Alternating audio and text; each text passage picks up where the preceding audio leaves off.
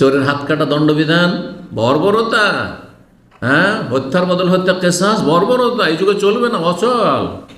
জি, মুসলিম সমাজের বহু সংখ্যক লোক রয়েছে এইরকম, যারা জেনারেল লাইনে লেখাপড়া করেছে আর তাদের দিন ইসলাম সম্পর্কে কোনো জ্ঞান নেই যে কোনখানে গিয়ে ইসলাম থাকবে আর কোনখানে ইসলাম গেল।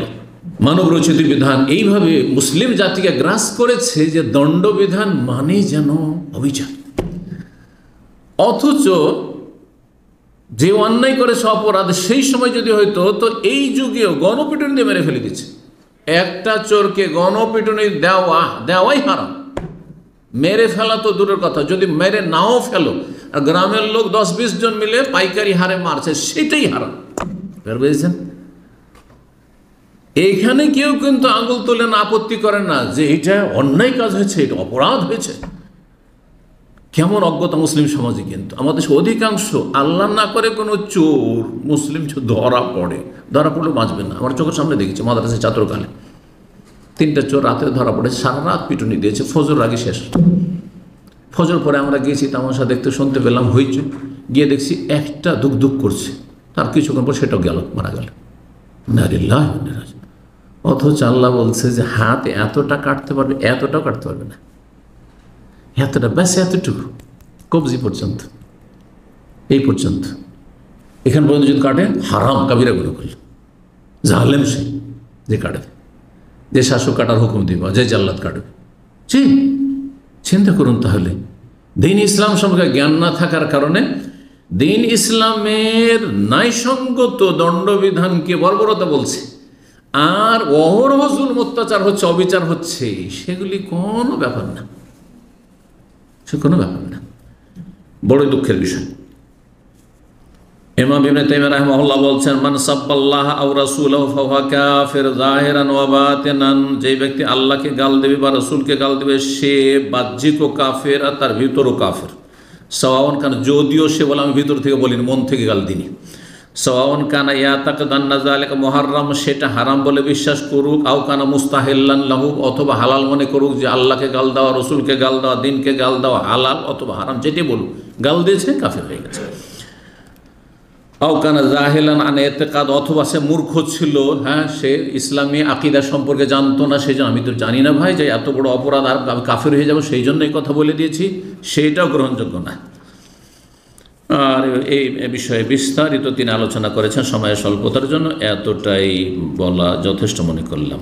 জি, তবে নবী সাল্লাল্লাহু আলাইহি ওয়াসাল্লাম ছাড়া অন্য কাউকে যদি গাল দেয়, বলছো আম্মা বা অন্য রসুল, নবীকে গাল দেয় কিন্তু অন্য রসুলকে গাল দিল, তাহলে কাফের হবে না? কাফের হবে, কারণ সেটা দিন। মুসা আলাইহিস সালাম রসুল, এটা দিন। তাওরাত আল্লাহর আসমানি কিতাব, এটা আমার দিন, দিনকে গাল দিল সে। জি, কিন্তু আম্বিয়া রসুলগণ ছাড়া অন্য কাউকে যদি এই মুসলিম উম্মতের যতই আল্লাহ নেকবান্দা হোক না কেন যদি গাল দেয়, আম্মা সাব্বু গায়রিল আম্বিয়া, আম্বিয়া ছাড়া অন্য কাউকে যদি গাল দেয়, সাহাবায়ে কেরামদেরকে, তাবেঈনকে, কোনো ইমামকে, কোনো আলেমকে, আমাকে, বিদআতপন্থী জঙ্গিরা সবাই গাল দিচ্ছে। হ্যাঁ, যদি গাল দেয়, সৌফিরা যত বিদআতপন্থী রয়েছে সবাই গাল দিচ্ছে, আর আমার নেকি বাড়তেই আছে আলহামদুলিল্লাহ। এই জন্য আমার কখনো কষ্ট লাগে না, কারণ নিজের চলন দোষে কখনো গাল খাইনি, আল্লাহর দিনের জন্য গাল খেয়েছি, এটা আমার খুব মনে শান্তি আছে। একটা পয়সা কেউ বলতে পারবে না যে তার মেরে খেয়েছি সেজন্য গাল দেওয়ার সুযোগ পেয়েছে।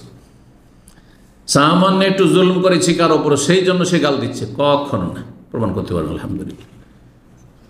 পয়সার ক্ষেত্রে আমি আলহামদুলিল্লাহ যথেষ্ট সজাগ।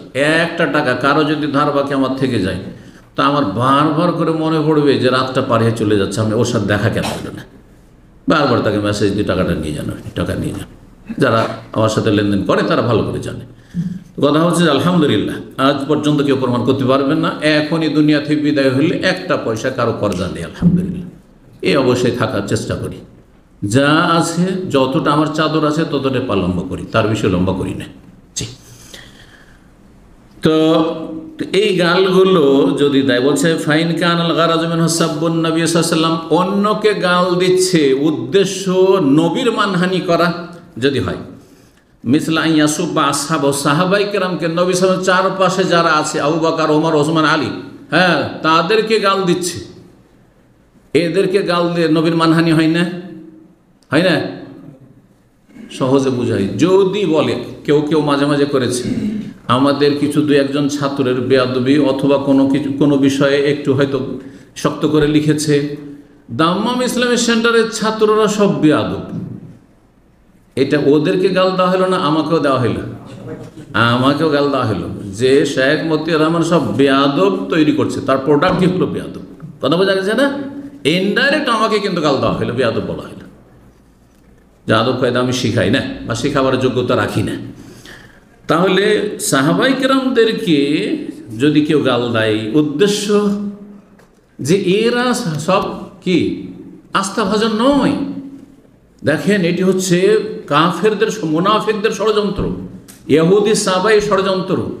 যখন নবী সাল্লাল্লাহু আলাইহি ওয়াসাল্লাম চারপাশে যারা এই শরীয়ত বহনকারী, হাদিস বহনকারী, আয়াত বহনকারী, যাদের মাধ্যমে কোরআন সংকলিত হয়েছে, একসাথে করা হয়েছে, হাদিস সংকলন হয়েছে, হাদিসে তাদের থেকে সাহাবীরা সব বর্ণনা করছে, আন আবি হুরায়রা, আন আবি বকর সিদ্দিক, আন ওমরা, আন ওসমান, এইভাবে তারা সবাই যখন রাফেজি শিয়াদের কাছে কাফের হয়ে গেল, তাহলে আর শরীয়তের কোনো মূল্য থাকলো?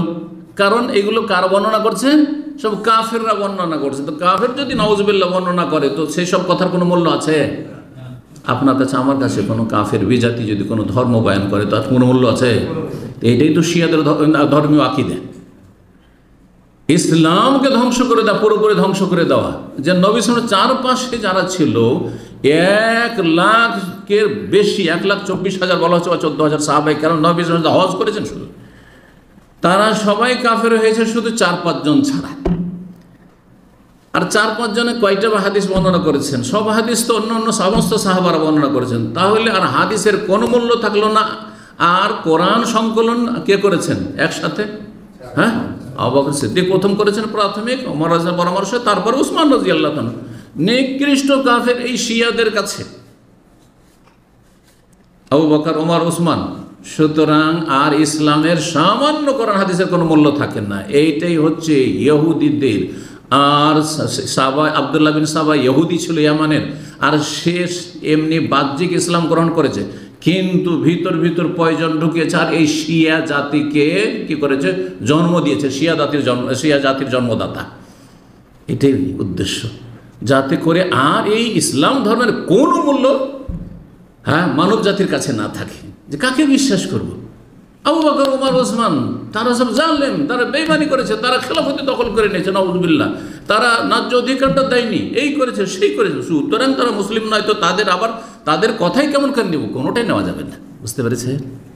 অনেক দূর পর্যন্ত তাদের টার্গেট হচ্ছে সমস্ত ইসলামকে ধ্বংস করে দাও। এই জন্য যুগে যুগে এই শিয়ারা কাফেরদের খেদমত করেছে, ইসলামের কোনো খেদমত করেনি। এই কথা ইবনে তাইমিয়া রাহিমাহুল্লাহ মিনহাজুস সুন্নাতে স্পষ্ট করে বর্ণনা করেছেন। আর সেটা দেখতে হলে অন্তর্দৃষ্টি খুলে আর এই দুটো চোখ খুলে ভালো করে দেখতে হবে, ভালো করে দেখতে হবে।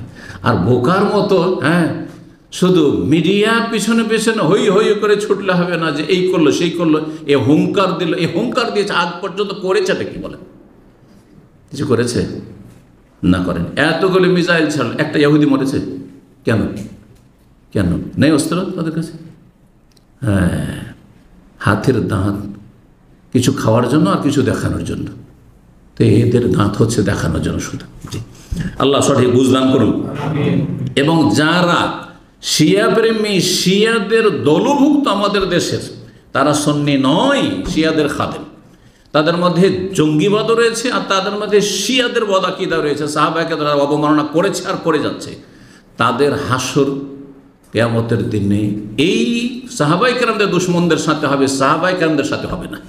কারণ রাসূলুল্লাহ বলেছেন, আলমার ও মামান আহাব্বা, যে যাকে ভালোবাসে তার সাথে হাসরের মাঠে উঠবে। আলমার ও মামান আহাব্বা ইয়াউমুল কিয়ামত। জি, যে যাকে দুনিয়াতে ভালোবেসেছে তার সঙ্গে উঠবেন। আপনি সাহাবায়ে কেরামদেরকে ভালোবেসেছে, সাহাবায়ে কেরামদের সাথে উঠবেন। আমরা সাহাবায়ে কেরামদের সাথে উঠবেন ইনশাআল্লাহ। কারণ তাদের ভালোবাসা আমাদের দ্বীন, ইমান, ইসলাম। তাদের ভালোবাসার মাধ্যমে আল্লাহর সান্নিধ্য লাভ করি, তাদেরকে ভালোবেসে জান্নাত যেতে চাই।